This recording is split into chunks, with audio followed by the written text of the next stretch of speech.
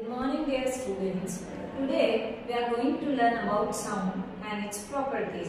What is sound? Any object which produce vibrations, it means it produces a sound. There are two properties of sound is loudness and pitch.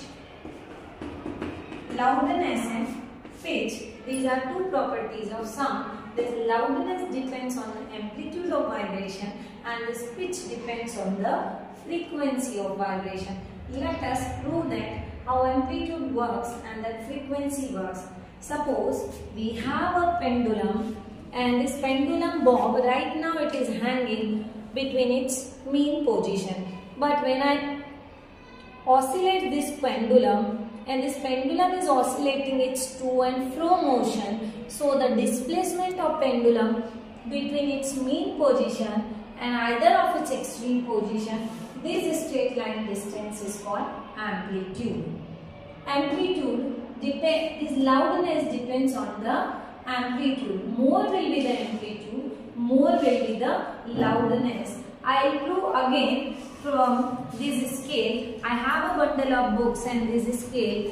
When I push this scale on the upside, so when this scale oscillates between its extreme position, it will produce a more loudness. It means it have a more amplitude of vibrations.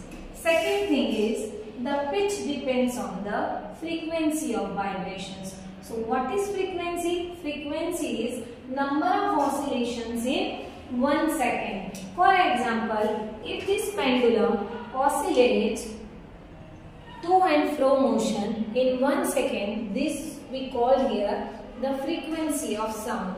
The SI unit of frequency is hertz. So again I use this scale and bundle of books.